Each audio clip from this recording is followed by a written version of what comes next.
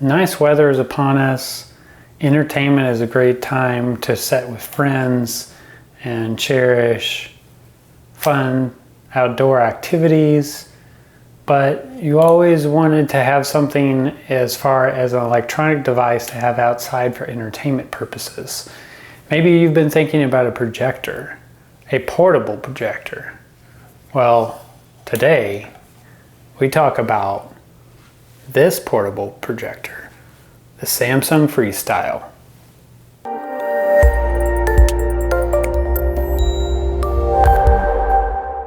Okay, so what is this guy, Samsung Freestyle? It is a portable projector. It is a projector that even has a stand on it to rotate the projector. It is a 1080p projector that offers pretty good image quality for the size. It runs Tizen OS, so this is similar to your other Samsung TVs. It has auto keystoning. So what auto keystoning can do is you throw this at a wall, shoot the picture at the wall, and essentially it will level the picture out. No manual zooming, no manual focusing of the lens like big projectors can be, no leveling. That is all taken care of with auto keystone. And for the most part, it works really good. The system still gives you the option to manually configure it. Sometimes, depending on how I have it set somewhere, sometimes I might still have to manually configure it if I want to be really picky.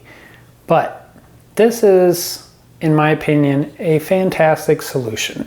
There are other portable projectors on the market. There are ones that have better quality, but what you're gaining with this one is the portability. This is a nice size. I mean, it's not that huge. It's really portable. It's easy to take around, and it's great for camping. Maybe you're going to throw it by the poolside over the summer, or throw it on a wall even outside on the side of your house for a movie night with the kids. I think this is a really great device, and it does have some of the positives and negatives. And there is a lot of things to discuss with this. It has auto keystoning, which allows it to correct the picture. It has most of your entertainment apps due to having Tizen OS running on it, which is Samsung's most recent smart TV OS that they've been using for a few years now on all their TVs. So any app you may have on a recent Samsung TV, that app works on this as well. On that, we'll talk about video quality.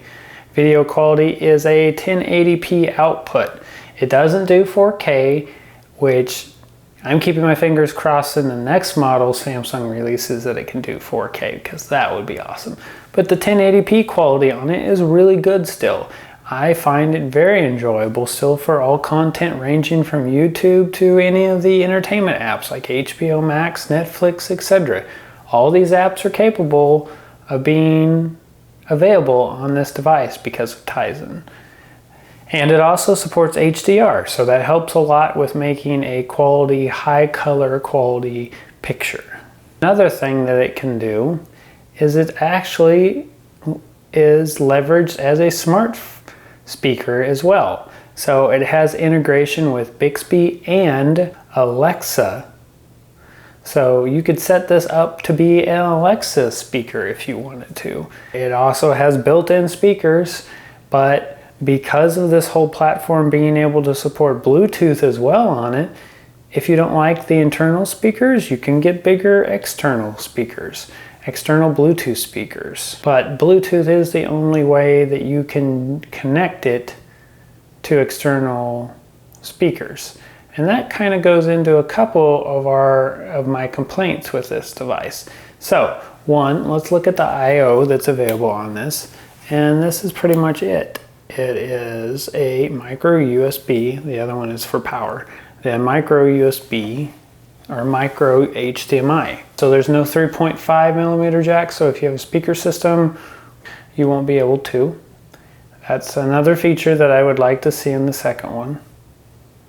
With the screws that are built with the stand is metal, but the screws are plastic. I'm not entirely sure why Samsung took this approach, as they couldn't make the thread long enough for inside the frame to hold with maybe a heavier screw. I'm not entirely sure why they did this. In some situations over time, I've seen the projector slowly droop down because of the weight up at the front of the device. Most of the time this can be resolved by just rotating it back up, placing it back in position, but that is a workaround for something that you really shouldn't have to do. So that's my biggest complaint with this is the stand that's built in. There's also accessories that are supposed to release for this, and this has been out a couple months now. It was first announced at CES. They're really cool accessories in my opinion, and I think they would gain a lot of advantage to this device. One of the accessories is a light socket that you can actually hang it from a light fixture. You have a dome light, you can hang it outside of that and get your power that way. The alternative accessory is a attachment that goes on the bottom of the stand here that's actually a battery bank. So instead of having to use a USB-C charging bank to have it charging or turning on externally without using the power adapter, that would be all coming from the base instead of having cables running all off of the projector. So I don't know entirely when these accessories will be available. I've tried to contact Samsung a couple times on this and I can't get any updates. So if you or if Samsung runs across this and wants to talk to me about when these accessories are coming out, that would be great. I would love to talk about it and maybe even get a chance to check out these accessories, because I think it would be a really great option to add on to the Samsung Freestyle. One of the other complaints is the cost of the device. The cost is at $800. Sometimes you can do a bundle, or if you have a student discount, you can get this cost lower directly on Samsung's website, or keep an eye out for it on Amazon or websites like Best Buy, and you might be able to snag a deal on it. I personally myself don't feel this is still a bad price when we compare some of the other portable alternatives. Yes, some of the other portable companies do have a higher resolution. Some of them have 4K, but they are over double at least, or even more than that. So I really believe you need to understand an actual cost of a projector before you criticize the projector's cost. I don't think it is, in this situation, that bad of a cost for what it truly offers. This isn't just a projector and then you have to connect all types of peripherals to it. It's essentially a smart speaker. It has a Tizen OS running on it for smart apps, entertainment apps, and has a lot of apps to choose from and probably will cover most of your features.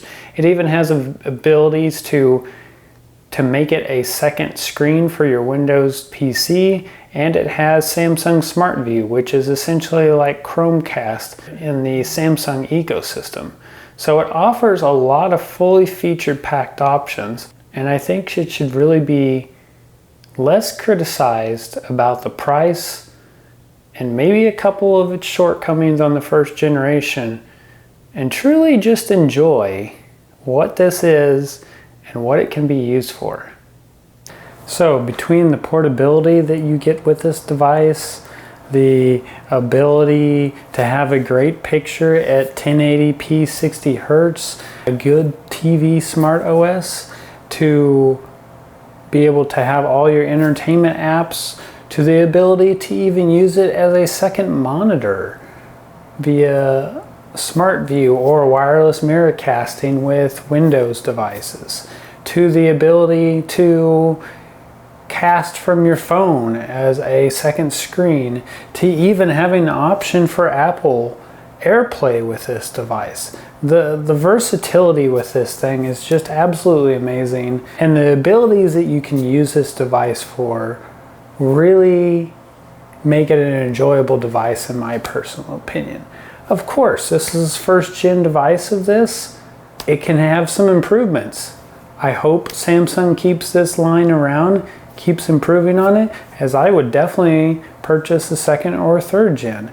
It's like the smartphone of projectors. No longer do you have all these manual steps and auto correction and keystoning you have to do and focusing and color correction. It basically does most of it all for you in this nice portable package that makes it easy to take along, move along in different rooms, take it outside, use it as a portable gaming setup, use it as a secondary monitor with your laptop.